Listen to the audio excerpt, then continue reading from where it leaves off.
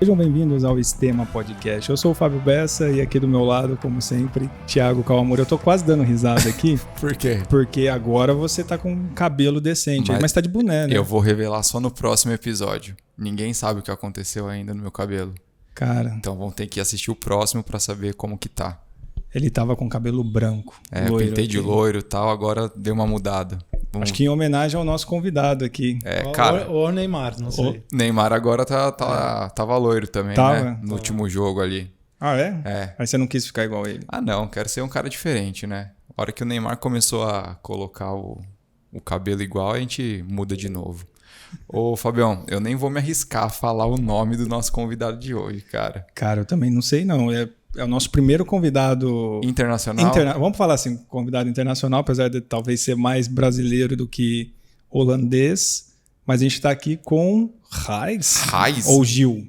Não, eu prefiro o Reis. Mas... Reis. Parabéns, você pronunciou muito bem. Né? Reis. Tem esse sotaque meio alemão? Reis. Não fala alemão, hein? Não. Não, mas...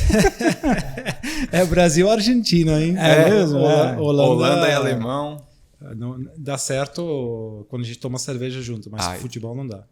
Não, mas Reis tá certo. Tá certo. Sim. O nome, minha mãe não pensou muito numa carreira internacional, porque esse nome se pronuncia certamente só na Holanda. Tipo, nem na Bélgica, nem na Alemanha fala Reis. Não existe esse nome. Como que eles normalmente pronunciam? Eles dão uma tentativa, Giz, Reis, mas Giz. é o nome. Se existe um nome holandês, é Reis. Então minha mãe, quando ela pensou nesse nome, não pensou que eu ia morar fora, por exemplo. Que realmente, numa empresa multinacional que eu trabalho, que eu já vou contar um pouquinho para vocês, esse nome também não ajuda muito. Né? Então, eu sou ou holandês ou outros, como chama isso? Nomes de apelidos, etc., que eles me dão. E como é que foi virar Gil, de Reis pra Gil aqui no Como Brasil? você falou, eu sou convidado internacional, mas eu sou mais brasileiro do que holandês quase hoje. Tenho 19 anos já de Brasil, então sou brasileiro de coração, mas holandês de passaporte. Uhum. E quando eu cheguei no Brasil em 2003, eu tive um almoço com meu futuro chefe aqui na empresa. E ele falou, bem-vindo ao Brasil, putz, vai ser muito legal a sua experiência aqui, só que tem um problema, cara. Seu nome não vai dar certo aqui. E aí ele falou, comercialmente falando, a gente trabalha em recrutamento de seleção, executive search, pessoal, relacionamento. Pô, você tem o seu cartão, você vai dar seu cartão para alguém, ninguém vai retornar para você. Você deixa um recado no telefone, ninguém vai retornar, porque seu nome ninguém vai entender. E aí ele teve impresso 2 cartões no almoço, que eu podia escolher o meu nome para ser utilizado no Brasil. Que um era Pedro e outro era Gil. Aí eu fiquei com Gil. É mais próximo, cara, né? O inicial é o mesmo, Pedro, então minha mãe não ficou tão chateada aí com mudança de nome do filho. E ficou um pouco mais próxima. E realmente, eu indo para um evento, uma reunião, falar eu sou Pedro Van Delft, não sei se... Ia ficar muito... Ninguém ia confiar. Não, melhor Gil. Os asiáticos fazem muito isso, né? Os chineses... Tem um western name. Tem, né? Porque senão fica... E ainda coloca lá o caractere deles ainda. As letrinhas lá, né? Aí fica muito difícil. Mas até para os chineses, muitas vezes, está no passaporte. Eles têm um nome chinês e um nome western, que eles chamam, né? Ocidental. Ocidental. Mas eu não tenho um Gil no passaporte, não. Bom, muito obrigado no seu tempo aí de você estar com a gente, bater um papo, não só sobre... Acho que talvez todo mundo que te conheça no Brasil conhece o lado executivo, né? E do papel que você teve na PageGroup, né? E todas as empresas vinculadas ao grupo. Mas aqui a gente fala sobre esporte e carreira, né? Então, como que o esporte começou na sua vida, né? Então, acho que a gente vai ter que voltar, talvez... lá para a Holanda, lá pro Gil Pro Gilzinho. Quando estava perto da mamãe ainda. Gilzinho. Minha mãe chamava de Gilzinho mesmo. Reizinho, né, holandês, né? Então chama Reisje. Não, mas o esporte entrou na minha vida muito cedo, né? Eu tenho muita sorte, eu acho que na vida, porque meus pais sempre foram bastante esportivas. Meu pai... Ele pedalava muito com a gente. O holandês pedala bem, né? A gente faz tudo de bicicleta lá, mas meu pai realmente adorava esporte, natação, vôlei, pedal, windsurf. Eu fazia desde jovem também, muita coisa com água, vela, etc. E minha mãe acompanhava meu pai. E eu tenho um irmão, 2 anos mais velho também. Então, a gente pedalava, por exemplo, desde jovem na Holanda, 2 semanas, indo para pousada, para camping, hotel para hotel. E a gente começava a aumentar isso para a França, para a Bélgica, para a Hungria. Até que a gente fez uma vez, eu, meu pai e o meu irmão, porque para minha mãe era um pouco pesado naquela época, que a gente fez Santiago de Compostela. Legal. De bike. Então a gente foi de Lyon até Santiago de Compostela, cruzamos os Pirineus, as montanhas, Incrível. 3 semanas, média de 80 km por dia. Caramba. Eu tinha 13 anos naquela época, então realmente a base do pedal e a resiliência e aprender a lidar com cansaço, com sol, hidratação desde jovem. E não era uma bike super especial assim, ou já era alguma... Era uma bike, para aquela época, era uma bike razoavelmente boa, mas a gente levava toda a roupa junto. Então tinha um Mas peso a mais. era uma mountain bike? Que não você era usava... uma mountain bike, era uma mountain bike, chama-se city bike. Né? Então é um speed, mas com a parte para levar bagagem atrás, né? E o resto era quase speed. Então a gente lavava a barraca, a roupa. Nossa. Eu sempre levava uma bola, já vou contar um pouco. Sempre tinha uma bola na minha bike que eu levava atrás, porque qualquer intervalo eu fazia, como chama? Que você Embaixadinha. E sozinho numa pracinha, etc. Tenho várias fotos, assim, é bem legal. Então, desde jovem, muito esporte com meus pais, eu fazia muitos esportes. Aí, com 5, 6 anos, eu já sentia que eu tinha um privilégio, talvez, de ter nascido e também com meus pais sempre evoluindo muito na parte física, né?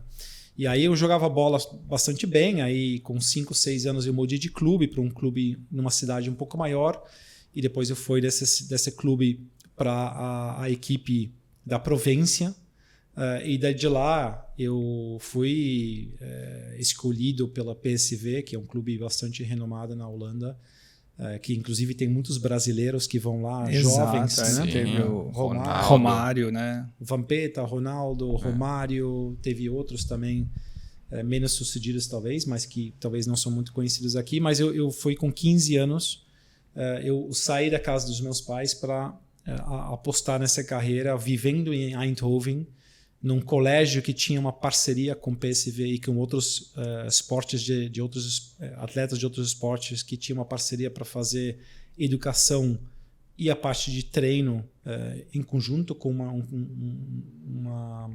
uma semana um pouco mais flexível do que a normalidade. Então eu ia para a escola de bike de manhã da minha casa onde eu morava lá, e aí eu fazia 2 horas de aula, treinava 1h30, almoço, aula, homework class, com acompanhamento da PSV, com pessoas que ajudavam com homework, com estudo de casa. Depois treino da noite, 1h30, depois voltava de bike para minha casa para estudar. Caramba, isso com 15 anos. 15 anos. Eu fiz isso 3 anos.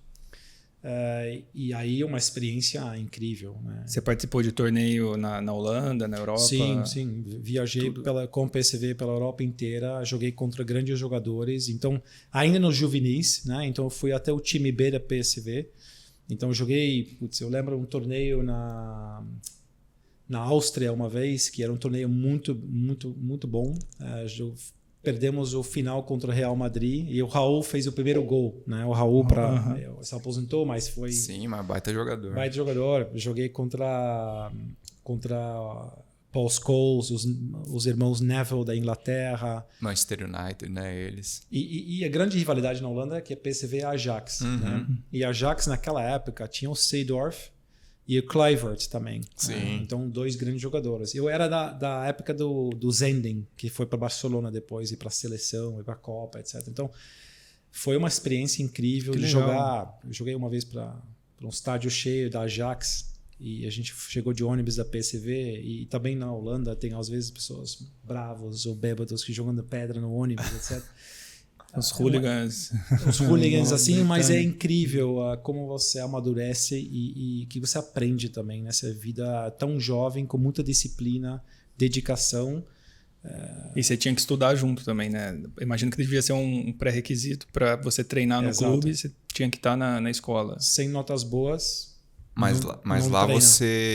você voltava para casa todos os dias? Ou não? Tinha alguma coisa que ficava no clube, dormia no clube? Não, Porque aqui no Brasil é muito comum, né? Sim. Os meninos dormem na concentração, Então, no clube. Lá, PSV tinha um programa para jovens talentos muito bem desenvolvido. Assim, realmente incrível.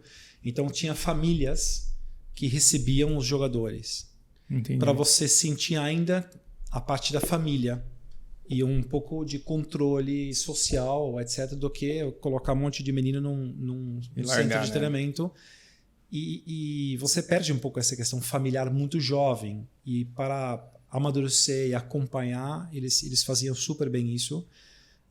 E todo acompanhamento de nutrição, de treino, de escola, realmente incrível. Mas tinha que performar nos dois, tanto Sim. na escola quanto no clube. E você jogava em que posição? Meio campo. Então, Meio campo. eu sempre fui o cara de muita corrida. Tá.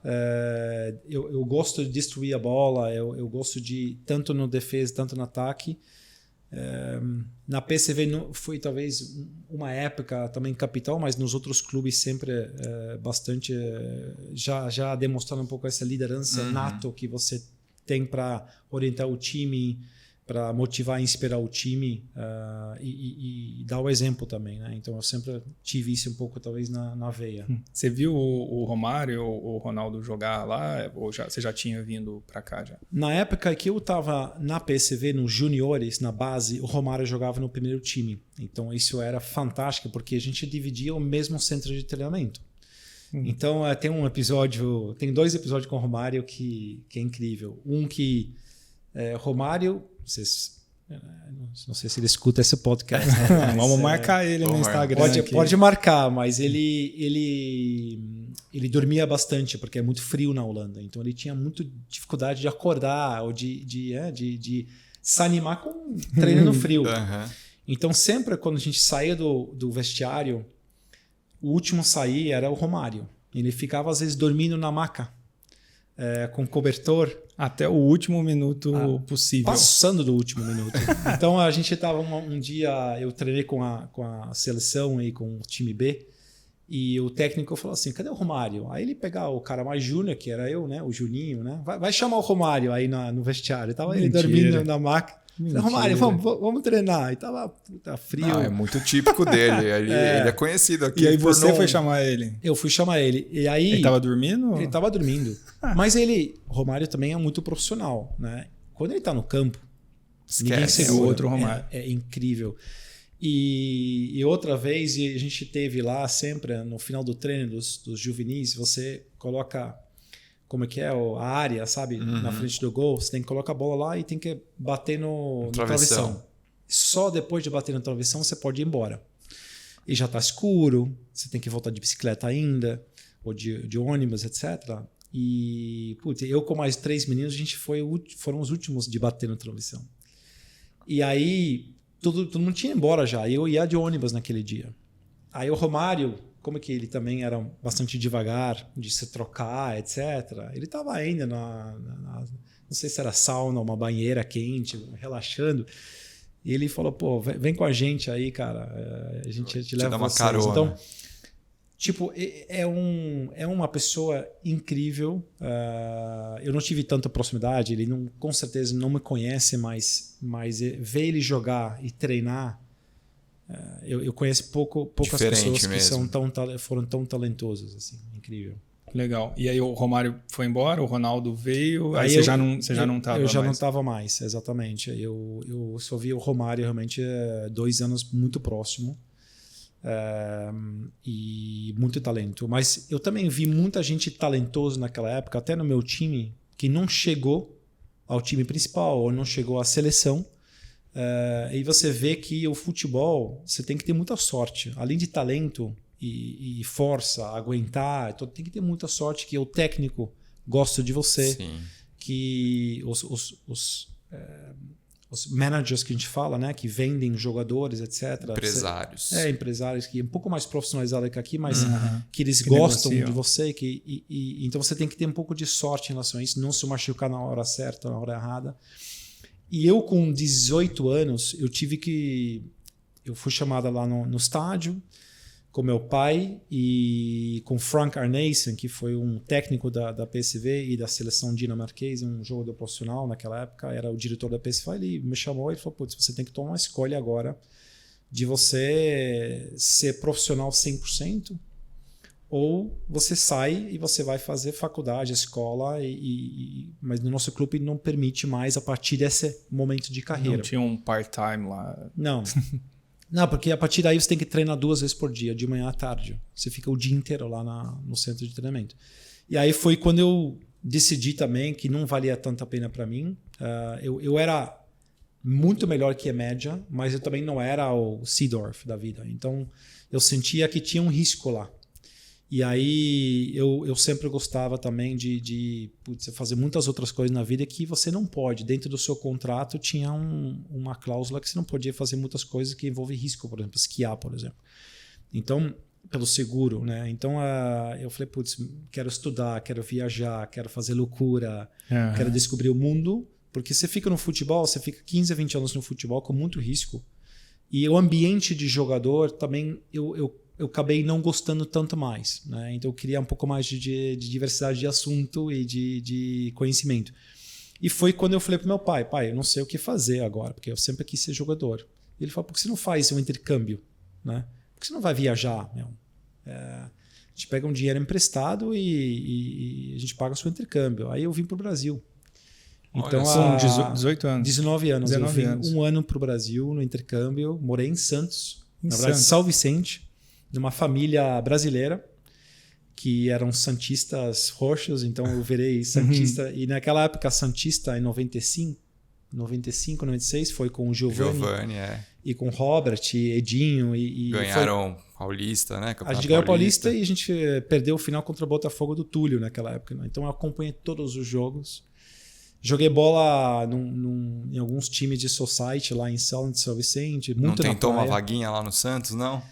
Me deu vontade. Deu Me deu muita vontade, mas eu não tinha as connections também para saber como. Mas me deu muita vontade de voltar a jogar. Eu jogava na praia pra caramba. Porque, cara, com 19, 20 anos, né? Eu jogava na ponta da praia o domingo inteiro. Eu voltava correndo para São Vicente. Era o melhor momento física, né? Sim. Mas é uma experiência incrível de intercâmbio, aprender um idioma. 19 anos. Você estudou português quando você estava aqui? Não, eu nunca fiz aula de português. Eu sempre... sorte minha que eu gosto de aprender fazendo, falando, Entendi. errando. Né? Eu devo errar pra caramba ainda. Eu falo sempre, eu faço de propósito pelo charme, né? Então, O sotaque, né? O sotaque, o errinho. Então, mas... Eu tinha 3 irmãos lá na família, ninguém falava outro idioma, então eu tive que... Falava inglês, mas eu aprendi português todo dia, uma palavra, colocava etiqueta nas coisas, para faca, porta. Né? Mas eu tive sorte, porque eu jogava muita bola, você aprende muito português, também português errado e bastante palavrão, né? Mas é muito informal. A gente ia muito para os bares com os amigos. Então, no dia a dia, eu aprendi muito. Aí eu fui dar aula de inglês numa escola de inglês em Santos durante 6, 7 meses, onde eu ensinava inglês para os jovens e adultos também. E eles me ajudavam, às vezes, com português. Cara, que legal. Então, isso foi uma experiência incrível. E com isso, eu ganhei dinheiro para fazer um mochilão pelo Brasil inteiro. Super jovem. Aí você saiu para o Brasil para conhecer tudo? Conheci de ônibus, fiz 15 mil quilômetros de ônibus em um ano. Cara, você ia de ônibus, uma cidade para outra, o Brasil todo? Todo. Foi de Natal até Foz do Iguaçu. Sozinho? Brasília. Não, com um grupo de gringos, de intercambistas. Então, imagina a loucura que foi Cara, essa viagem. imagina, né? No verão. 15 mil quilômetros, cara. Cara, que no Brasil pouca gente fala inglês, então eu imagino vocês ali A gente já arranhando um português. A gente já falava um pouquinho e, claro, todas as praias onde a gente ia, a gente jogava bola. Uhum. Então eu sempre me enfiava nos jogos aí que tinha acontecendo.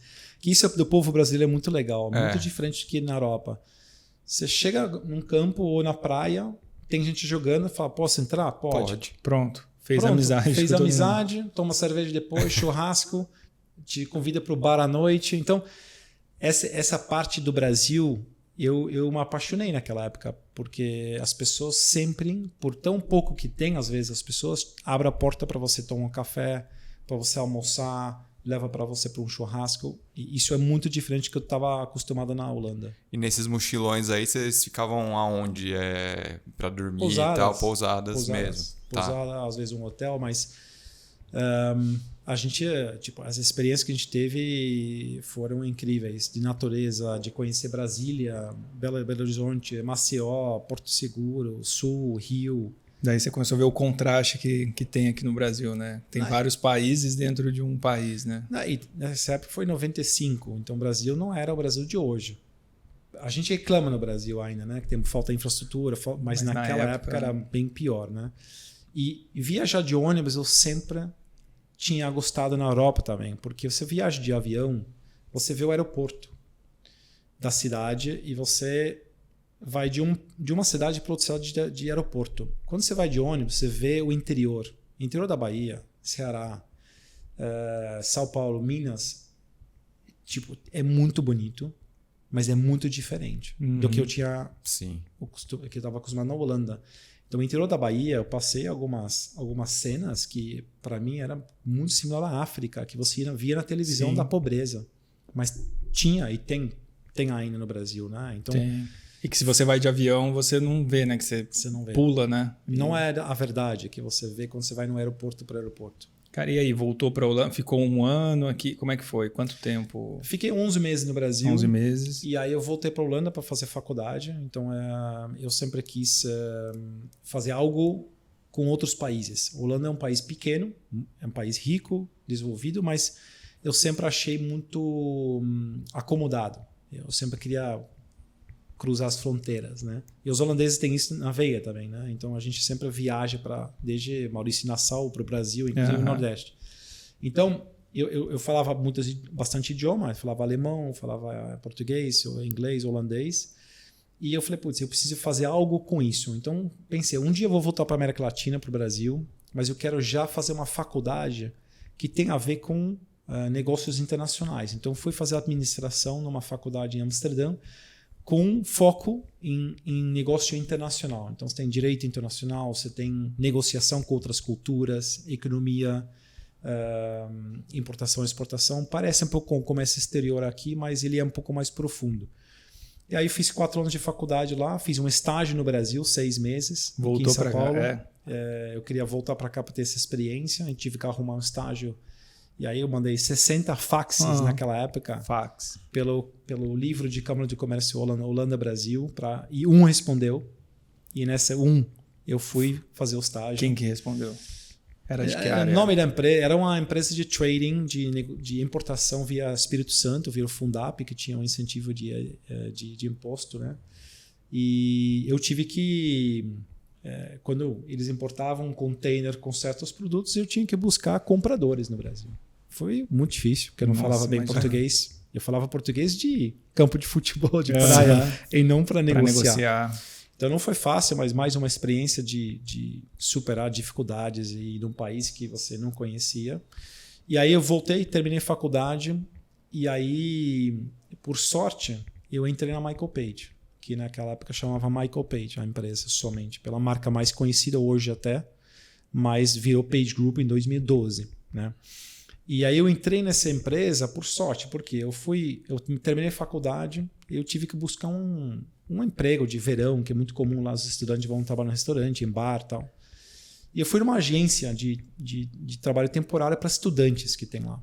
Aí eu já tinha feito trabalho em empresa de mudança, em fábrica, em limpeza, né? E eles falaram, a gente tem uma vaga aqui para 3 semanas fazer input de dados num banco de dados numa empresa chamada Michael Page. Eu falei, tudo bem, me manda lá. Sei lá. Era no World Trade Center em Amsterdã. Cheguei lá, eles me contrataram por 3 semanas fazer esse trabalho super operacional. E por sorte, eu adorei a empresa. Tipo, foram 3 semanas que para mim abriu um mundo novo, cooperativo. Eu vi uma empresa onde tinha gente trabalhando, mas eu não via tanta hierarquia. Eu vi pessoas sorrindo e se divertindo, mas fazendo negócio. com um propósito muito legal de mudar a vida das pessoas, para, né, ser a plataforma de carreiras dessas pessoas. E eu vi muito meritocracia e eu vi gente crescendo muito rápido. E eu fui muito empreendedor naquela época. Eu queria abrir minha própria empresa com meus amigos. Foi o primeiro boom de internet em 2000 que eu me formei. E, na verdade, eu adorei. Aí eu tinha assinado um contrato de trainee no Banco Central da Holanda. E aí eu falei para... Tipo, eu estava fazendo o trabalho de 3 semanas e a Michael Page falou assim, putz, a gente realmente gostou muito do seu trabalho aqui, porque eu ganhava todo dia mais responsabilidade naquelas 3 semanas. Do data entry que eu só tinha que fazer, eu fui fazer pré-seleção de candidatos, eu fui preparar currículos em inglês e em holandês. Nesses 3 meses? Nas 3 semanas. 3 semanas? Porque eles viram que, putz, eu tava pegando muito rápido, eu tava gostando. Eles me chamavam pros happy hours, nem era estagiário, era um temporário. 3 semanas, Cara, nossa, eu falei, legal. nossa, que legal o ambiente. E aí, o diretor da Page naquela época, ele falou, nossa, Raiz, meu, o pessoal te adorou, muito legal ver você. Por que você não começa aqui como consultor júnior? Você tem todo a ver com a gente, relacionamento comercial, competitivo numa certa hora também, ambicioso. Eu falei, obrigado, mas putz, como que eu vou avaliar um diretor financeiro com 20 anos de experiência quando eu tenho 24 anos de idade? Não me sinto confortável para isso. E eu acabei de assinar um contrato no Banco Central da Holanda para ser trainee lá. Tá bom, boa sorte lá. Eu fui, com meu dinheiro ganhado, eu fui para Portugal e Espanha fazer um mochilão de 3 semanas antes de começar no banco. Comecei no banco, primeiro dia. O diretor de RH do banco apresentou o plano de carreira dos trainees para crescer 30 anos no banco e se aposentar depois. Aí fiquei preocupado um pouco com essa linha muito... Né? Pouca evolução. Exato. Aí, segundo dia, terceiro dia, eu estava em dúvida se eu ia ficar, se eu escolhi certo ou não. Eu liguei para meu pai falou assim, pô, filho, 3, 4 dias, espera um pouquinho, né? Paciência, normal.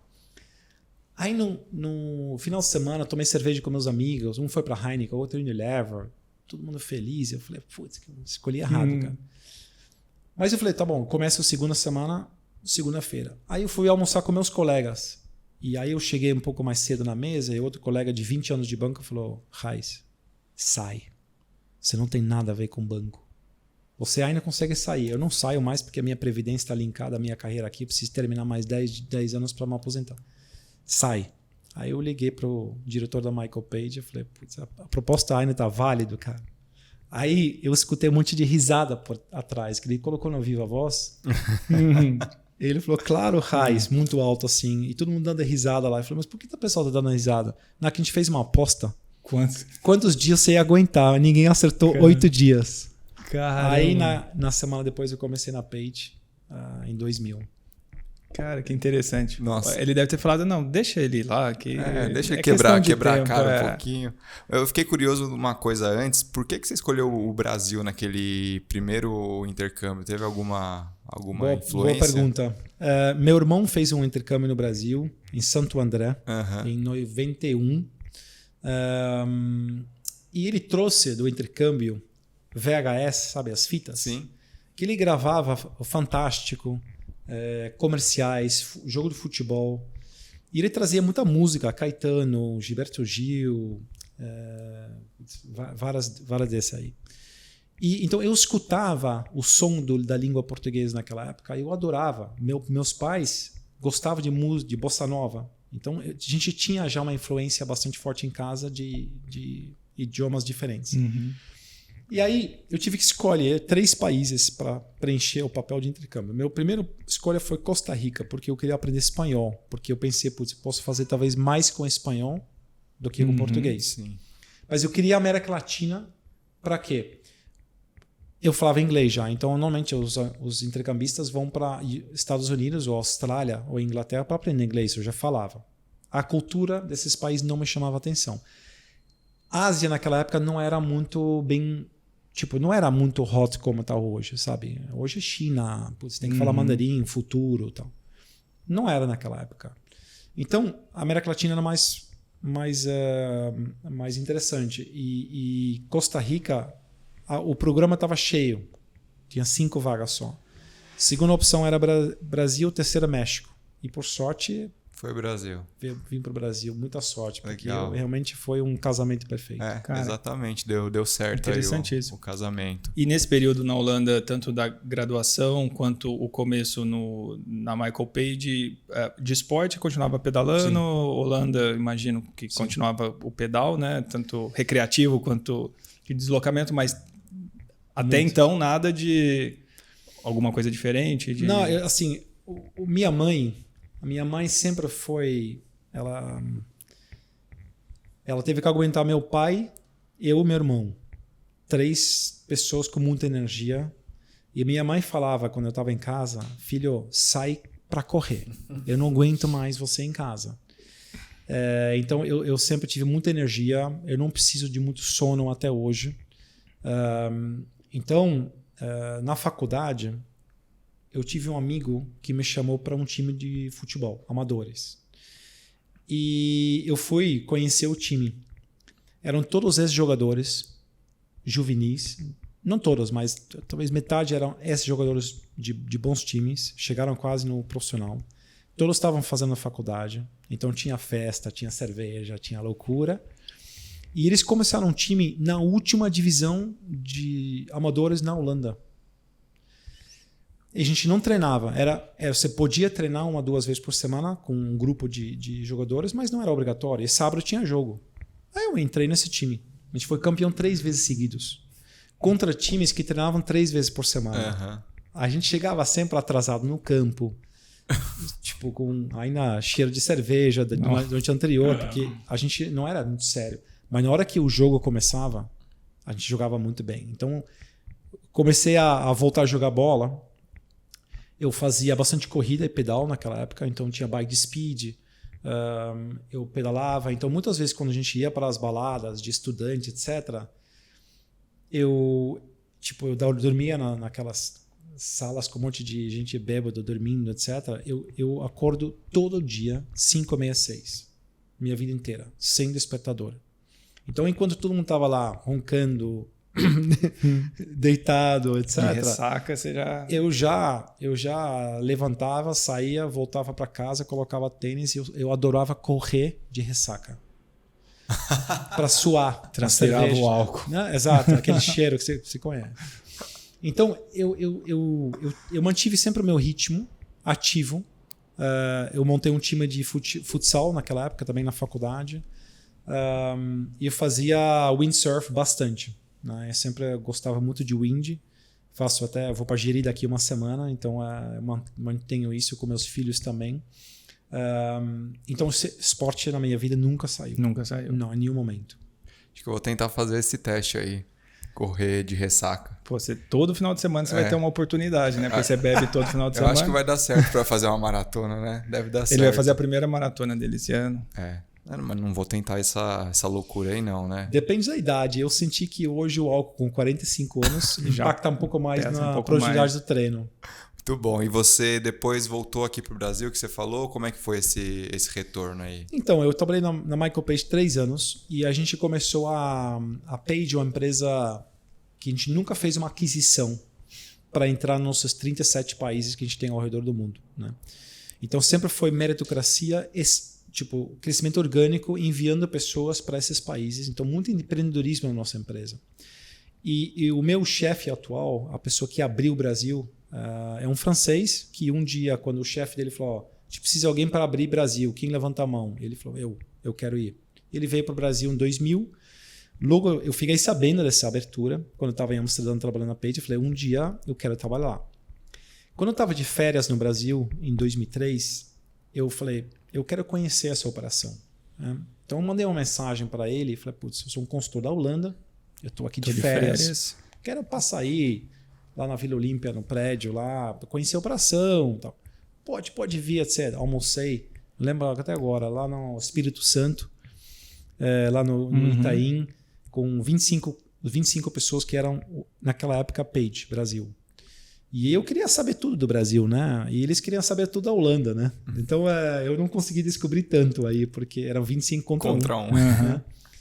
E aí, um dia antes de voltar para a Holanda, o meu chefe me chamou, o meu atual chefe, ele falou, vou almoçar lá. E ele falou, putz, eu queria muito que você viesse para o Brasil para me ajudar com a expansão aqui. A gente tem um time muito bom, mas a gente precisa de mais gente para a América Latina, para o Brasil crescer. Se você tem interesse, tipo, estamos super abertos. Eu claramente tinha jogado um pouco as fichas na mesa já antes. Eu falei, pô, preciso falar com o meu diretor na Holanda, não posso aceitar uma coisa sem falar com ele. Não, ele falou, já falei com ele, tá tudo certo, é só falar sim. Um mês depois eu estava aqui. Naquela época eu casei com minha ex-mulher em Amsterdã, que é uma brasileira, que eu conheci na época do intercâmbio. Então a gente veio de 4, 5 anos na Holanda, de volta para o Brasil em 2003. E aí foi uma aprendizagem, porque trabalhar no Brasil era diferente do que jogar bola, fazer intercâmbio, né? Então foi muito difícil, o primeiro ano e meio, muito difícil. O idioma, a gente entrevista muita gente, então a gente fala o dia inteiro, escuta o dia inteiro. Eu voltava todo dia de muita dor de cabeça, primeiro ano, de tentar entender o candidato, tentar entender o cliente. Então não foi nada fácil. Quando, depois de um ano e meio, eu comecei a entender qual seria meu diferencial no Brasil, de talvez fazer o mix perfeito entre a cultura holandesa, meus roots lá, meus valores lá, e o jogo de cintura que eu aprendi aqui, e a maneira de fazer comercial através de relacionamento, que é diferente lá. Lá é mais transacional, mais frio, aqui é relacionamento. Aí eu fui. Eu cresci muito rápido em gestão, em liderança, identificar realmente e treinar, investir em pessoas, que foi maravilhoso. Você deve ter aprendido muito nessa etapa. Até hoje. As coisas que eu mais gosto é lidar com pessoas e escutar pessoas. Então, até hoje, eu estava vindo da Page agora, eu acabei de sentar com uma pessoa que a gente tem na estrutura que cuida da parte de diversidade e inclusão, né? Eu adoro escutar as histórias, porque para eu poder tomar as decisões como presidente, as decisões certas, eu preciso discutir e ouvir o que acontece em todos os níveis da organização. Então eu adoro sentar com um estagiário, porque para eu tomar uma decisão da empresa sobre o futuro da companhia, não adianta eu escutar só o diretor. Sim. Eu preciso escutar o futuro, que é o estagiário. Então eu adoro isso. E que bom, porque a cultura brasileira é uma cultura que o pessoal gosta de falar que sente, que é diferente na Europa. Então, a gente cresceu com muitas pessoas aqui. O Guga esteve aqui com vocês também. Foi um grande executivo da Page também durante uma época. A gente fez muita coisa legal aqui no Brasil e crescemos a empresa de 25 para 300 pessoas no Brasil. Caramba, e ajudei também muito com a América Latina, na expansão da América Latina. Então a gente hoje tem 700 pessoas na América Latina. Nossa, que bacana. E o Guga, você conheceu ele nessa época aí? Você sabia que porque ele também corre desde sempre, né? Ele foi nadador, né? Início, né? A base dele é natação. Natação, mas a corrida também. Sim, desde jovem. Né? Que às vezes é aquela reunião que você olha, pô, ele tá com o Garmin também. É um assunto que você puxa ali. Sim. É mais algo para se identificar com e puxar um assunto pós-trabalho, né? Sabe que eu conheci o Guga na Page, como outros amigos de triatlon. Porque quem me puxou para o triatlon foi um colega na Page, o Gustavo Parisi, que fez o Ironman em 2008. E eu vi ele voltar para o escritório com a medalha. E ele fez a tatuagem na batata da perna do logo do Ironman. E eu estava fazendo meia maratonas, etc. E ele falou, vem treinar comigo, vem pedalar, vem nadar. Eu falei, putz, eu pedalo super bem. Comprei um speed. Na verdade, eu já tinha um speed que eu tinha feito o Extra Distance. Não sei se você conhece essa prova, que é uma prova de 800 km pelo estado de São Paulo. Você faz solo, ou em dupla ou em quarteto. Eu fiz em 4, com o Gustavo, com 2 outros colegas e com o Flávio, que é um cara que também faz triatlo, um amigo meu. Como que é essa prova? Você não pode parar de pedalar? A gente fez em 4, então a gente tinha uma van atrás da gente, onde a gente dormia ou descansava, e um pedala na frente da van. Você sai da Extra, do supermercado, na Marginal, por isso se chamava Extra Distance, que era da patrocínio do Extra. Você sai da Marginal, pega a Ayrton Senna inteira, vai até o interior de São Paulo, até Pirassununga, volta pelo Castelo, e a gente demorou 30 horas para fazer essa volta de 800 km. Cada um pedalava mais ou menos 200 no cálculo, eu acabei pedalando um pouco mais no final, porque o pessoal cansou. Mas durante a noite toda. Então você larga meio-dia e 30 horas depois você chega de volta em São Paulo. Então, no escuro, Caramba. pedalando pelo asfalto, às vezes, que não era tão redondo assim, né? Mas, então, o Gustavo, ele é um amigo meu que me puxou para o Ironman, então eu falei, putz, eu vou fazer as provinhas em Santos, o Internacional, o Troféu Brasil. Aí eu fui gostando. Até que ele voltou no escritório com esse troféu. Eu falei, meu... É isso aí que eu quero Essa é o que fazer. eu quero. Eu gostava de me desafiar. E aí eu comecei a treinar para triatlon mais forte. E coloquei a meta em 2009 fazer Floripa. Então eu fiz meu primeiro Ironman em Floripa. Onde eu fiz muita coisa errada.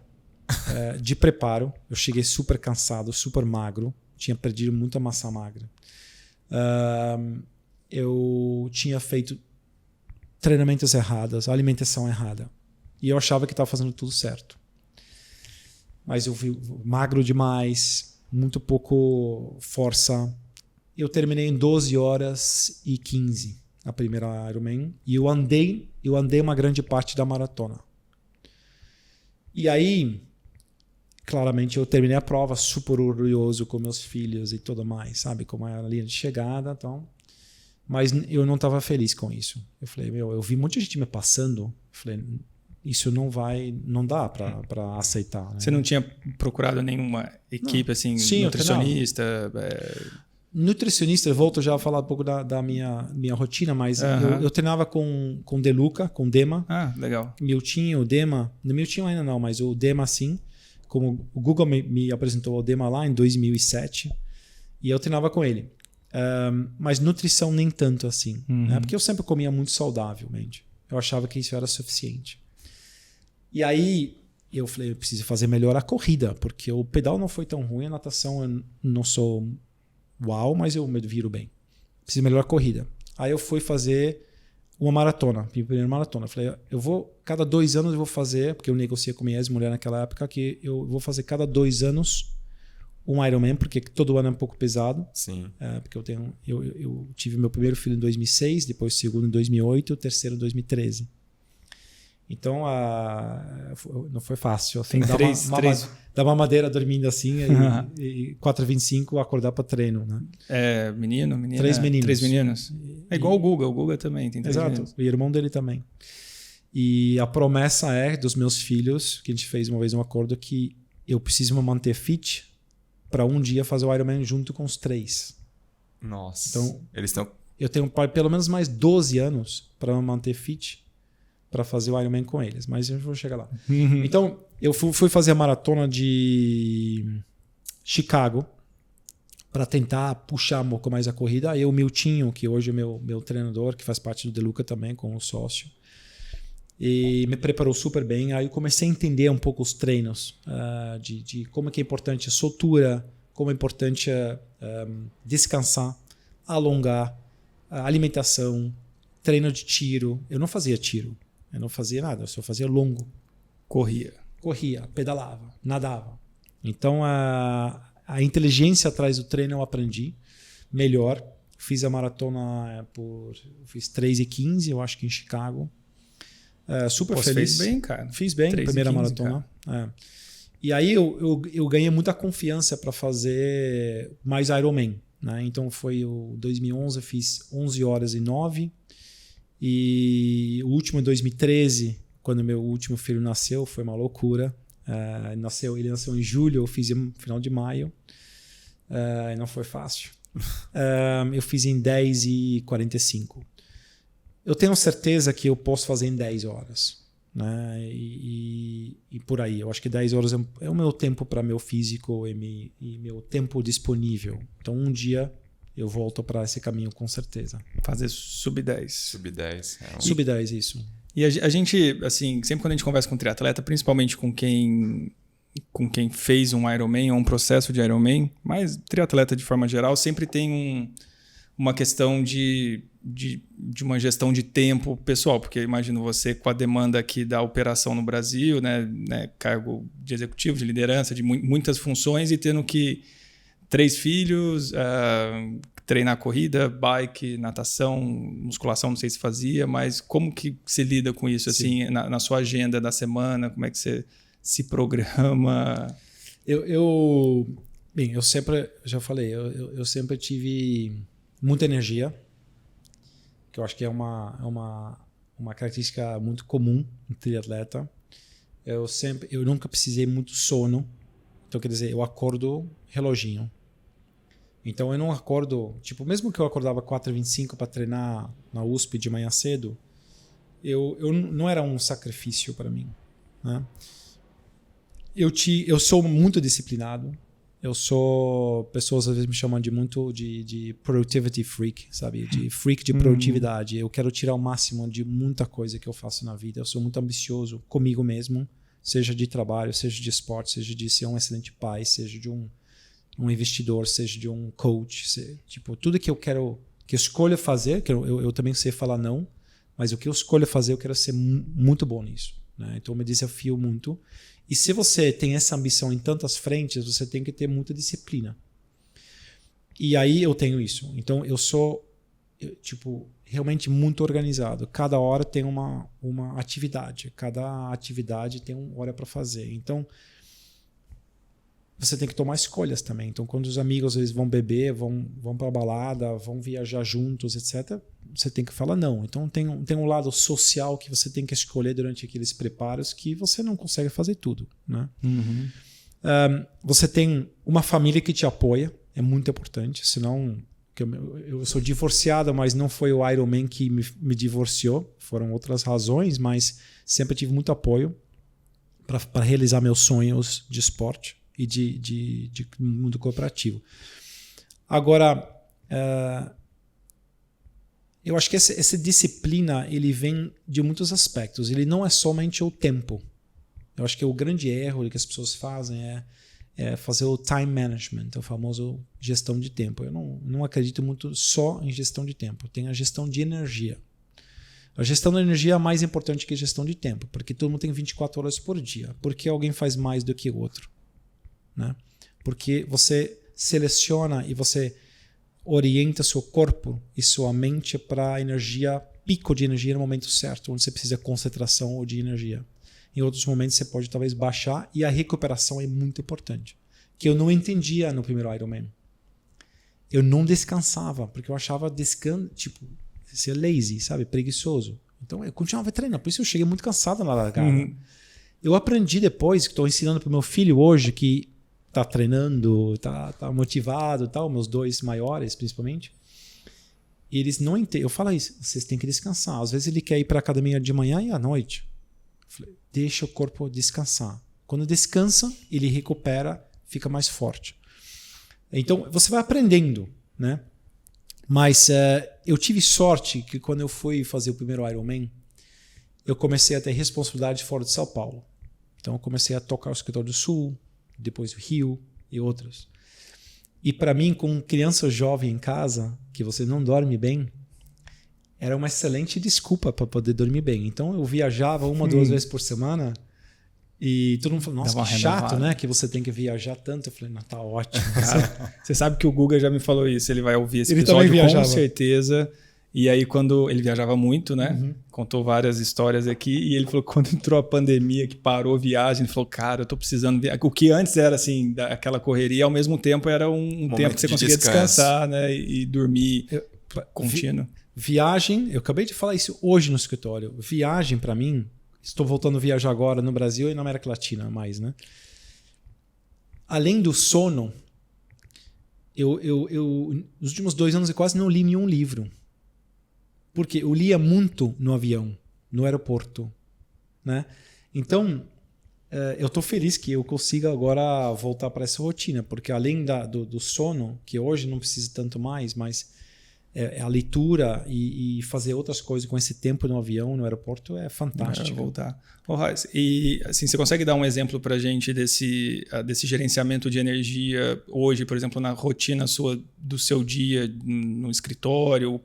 Um exemplo prático do que é esse gerenciamento de energia? Bem, eu tenho uma agenda de treinos bastante rígido, mas com uma certa flexibilidade. Eu aprendi uma coisa eu tive com um café com uma senhora americana que eu conheci no hotel em Floripa, depois do meu segundo Ironman. eu vi ela sentada muito cedo, eu estava sozinho na mesa ainda, meus filhos não tinham acordado, e eu vi ela, uma senhora, sentada na mesa tomando café. Eu perguntei para ela, você vai fazer o Ironman?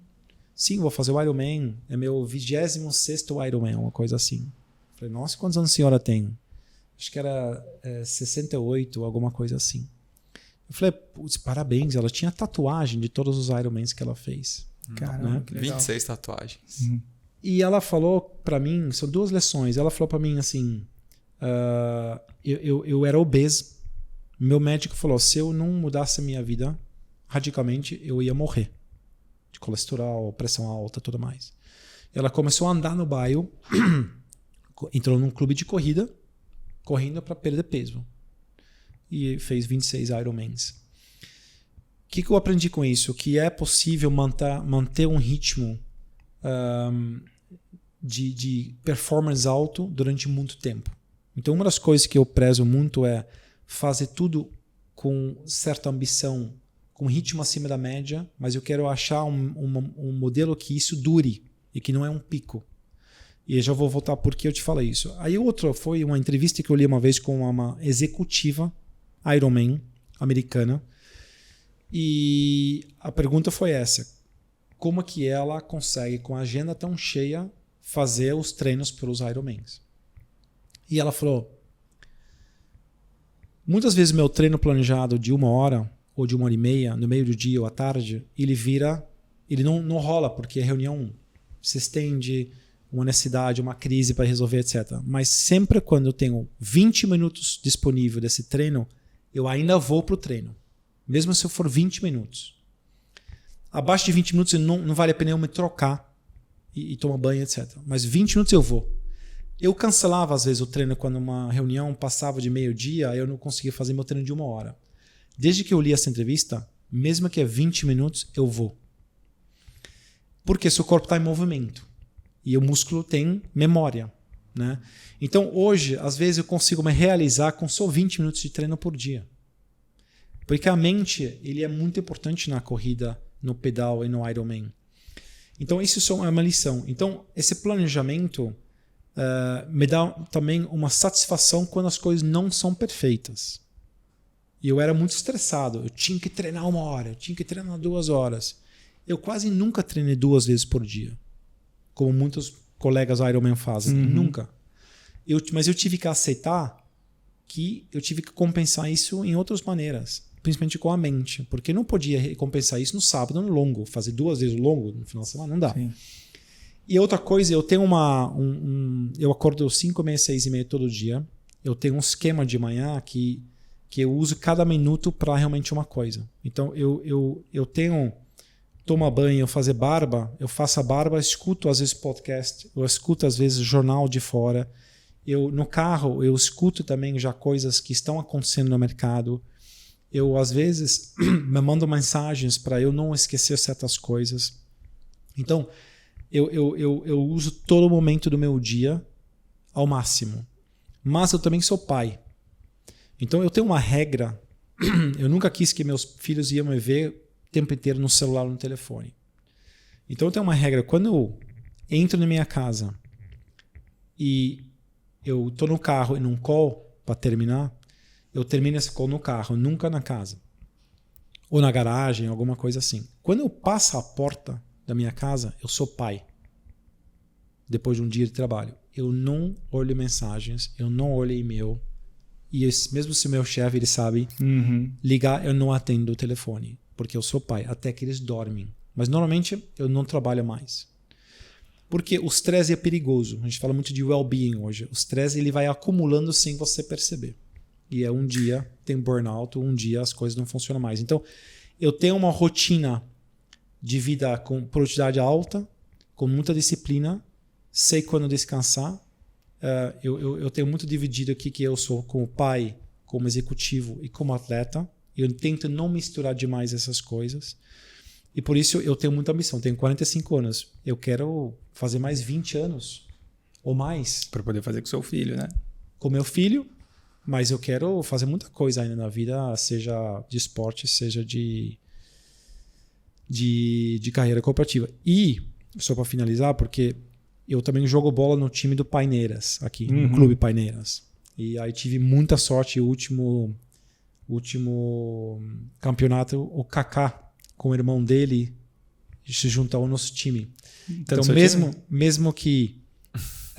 hoje eu não falaria que eu estou no time do Kaká, que ele veio realmente jogar com a gente, mas é muito legal, depois de tantos anos, ter jogado com gente profissional e boa. Hoje, com 45 anos, de novo ter feito um campeonato com o Kaká foi uma experiência incrível. Jogou com o melhor do mundo. Sensacional. Kaká foi o melhor do Sensacional. mundo. Muita sorte. Mas aproveitei ao máximo. Pô, legal Legal. demais, cara. Hoje em dia com podcast, né, que é uma opção também de, não podcast, rádio, né, mas de otimizar justamente essas tarefas mecânicas, né, que você tá, igual você tá no banho, você tá dirigindo, né, algo que você não tá processando, você vai ouvindo, né? Eu faço muito isso Eu também. E atualmente já fez quantos Ironmans até agora? Fiz 3 Ironmans, 3 vezes Floripa. O que eu não gosto tanto, e eu acho que sorte que a gente está no Brasil, porque o Ironman Floripa é muito bonito, né? Eu não gosto tanto da logística para ir para fora com bike. Levar bike. Tipo, por enquanto não é que eu curto fazer o Ironman no Brasil. Eu não tenho nenhuma necessidade de fazer fora. Uhum. Mas muitos amigos meus da Europa estão me chamando para várias na Europa, né? Então acho que um dia vai chegar esse momento.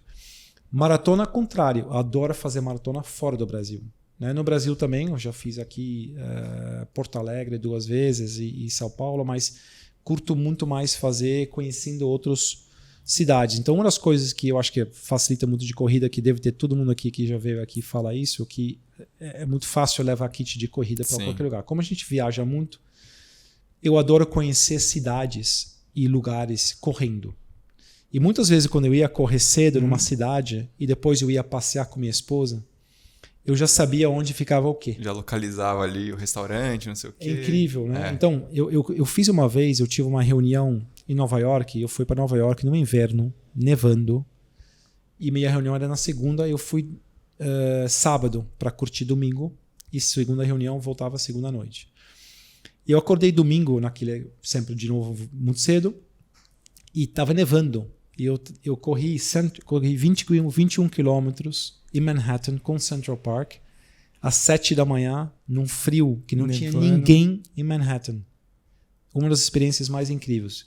Mesma coisa, eu saí correndo do hotel em Dubai, que foi uma experiência difícil, porque eu tinha feito Chicago, aí eu fui para a empresa direto de Chicago para Dubai, para uma reunião lá, uma conferência. E eu achava que eu estava tudo em forma. Então, correr em Dubai, tranquilo. Saí do hotel, o bafo me derrubou de um jeito, quase desmaiei, voltei para esteira no ar-condicionado. Mas você conhece todos os lugares. Eu corri em 2019, em janeiro, fiz uma safari. Fiz uma viagem pela África do Sul. E aí eu falei, eu preciso correr num safari, num ambiente de natureza. Aí eu perguntei pro hotel se era seguro.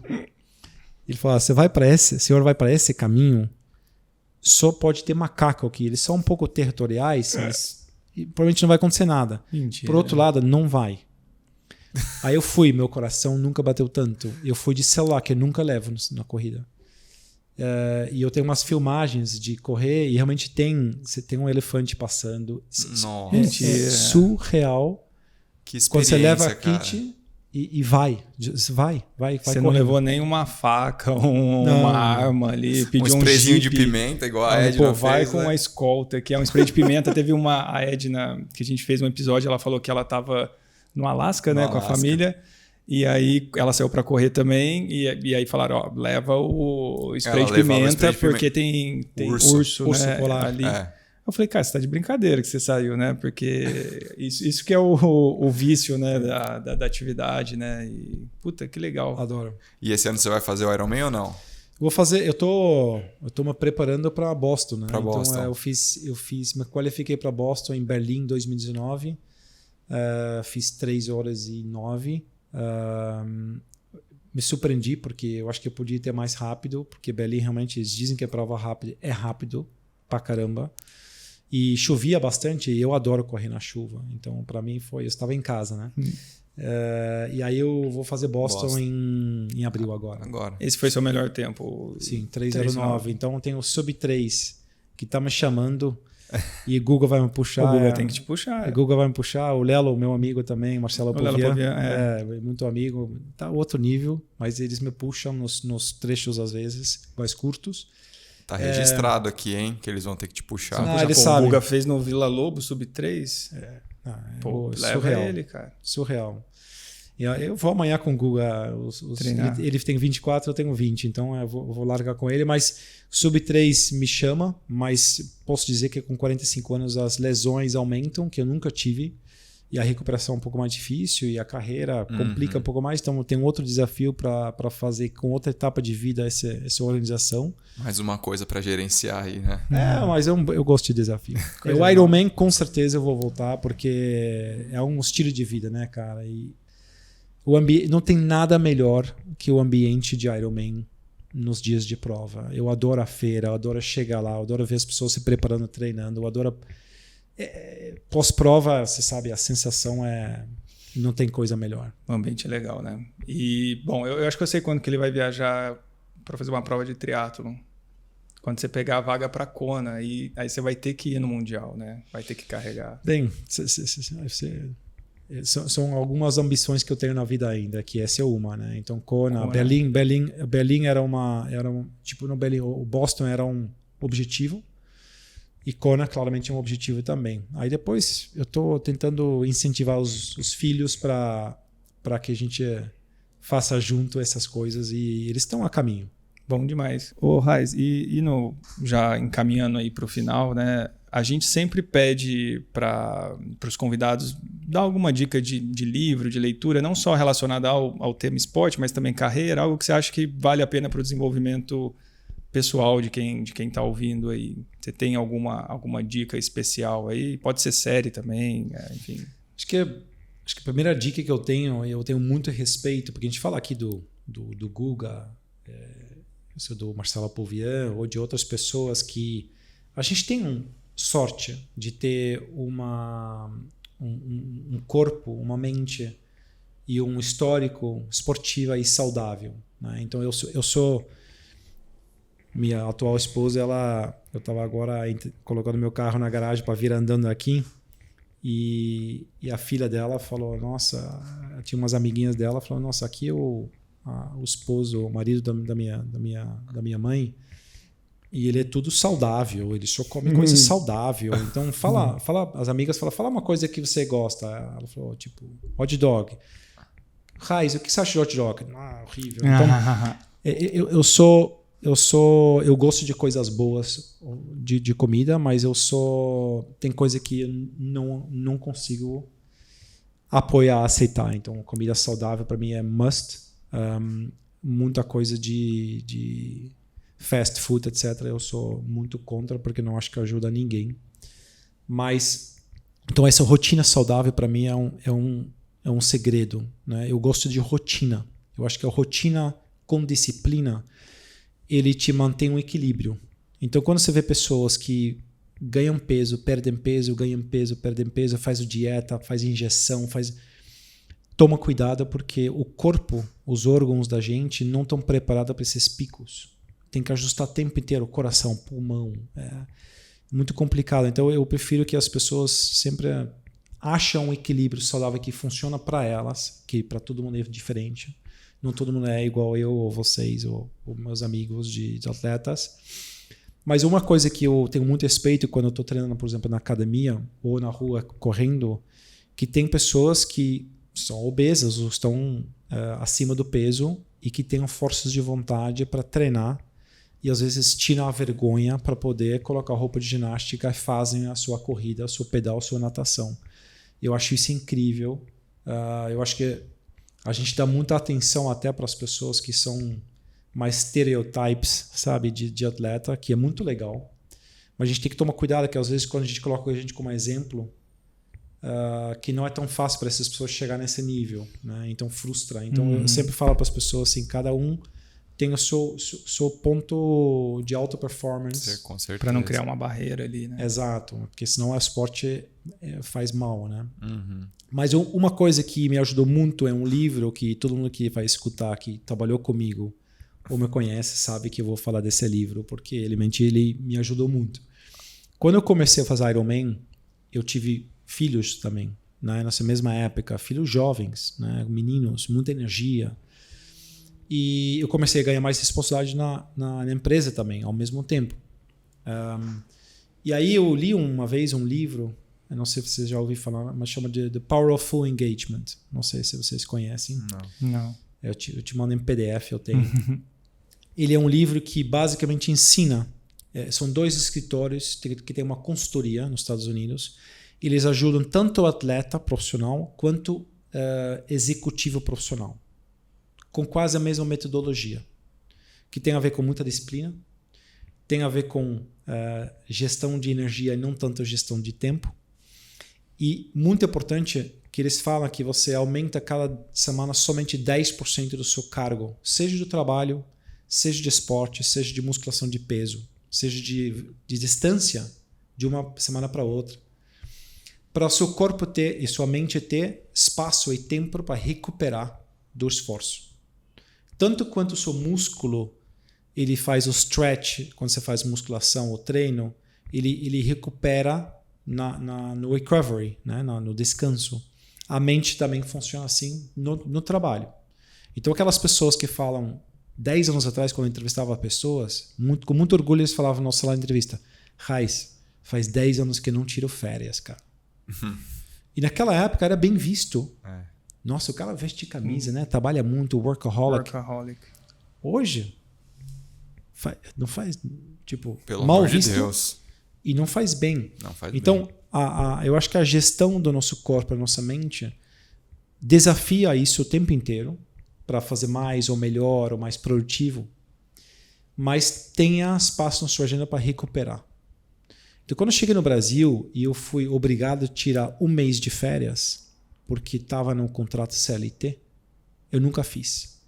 Eu tirava uma semana por trimestre para espalhar o recovery, em vez de uma vez e depois 11 meses batalhar. Não funciona, o corpo não funciona, não aguenta. Então, eu gosto muito de ter uma rotina ambiciosa acima da média, mas que eu aguento por muitos anos. Isso é um pouco da mantra da minha vida e por isso muitas pessoas falam: nossa, como você faz tanta coisa? Eu sou investidor, eu investo em startups, sou advisor, eu faço um monte de palestra, eu trabalho em uma multinacional, eu faço a maratona Ironman, eu tenho 3 filhos, eu tenho 2 cachorros, meus amigos me chamam de louco. Você tem uma esposa que tem uma filha, você tem 3 filhos, vocês foram morar junto numa casa nova e ainda comprou 2 cachorros. 2 cachorros ainda. Por que não 1? Né? Então, mas isso dá no seu tempo, na sua energia, mas você tem que escolher e organizar e saber quando tem que descansar. Então esse livro surreal, eles falam, por exemplo, dos picos, como que um Roger Federer, um Tiger Woods, que jogam torneios de alto nível e treinam o ano inteiro, como que eles conseguem que nos Majors ou nos Grand Slams eles performam melhor? Porque eles sabem gerenciar a concentração, a energia para aquele momento melhor do que qualquer um. No tênis, são 2, 3 pontos por jogo que fazem diferença entre ganhar ou perder. Por que esses caras sempre nesses pontos são faz a diferença? Não é porque só na técnica são melhor. Sim. Mentalmente, a concentração do Nadal, você viu isso no último? Sim, o último contra o Medvedev. Ele sabe fazer o extra de concentração, aquele ponto, naquele momento ele espreme e faz. Então, eu acho que nós funcionamos com seres humanos assim. Interessante. Sensacional, cara. Viu? Sensacional. Você que está ouvindo aí, se você tem uma startup ou é um executivo que um dia vai ter uma conversa, uma entrevista com o Raiz, não tente agradar ele falando que você trabalha muito, porque senão isso não vai soar bem. Eu tiro férias, bastante férias durante o ano. Fica a dica aí. A primeira pergunta que eu faço é: você trabalha muitas horas ou você produz muito? Tem uma diferença diferente. Aí vou fazer dica para as pessoas. A pessoa fala: não, eu produzo muito. Com qualidade ou sem qualidade?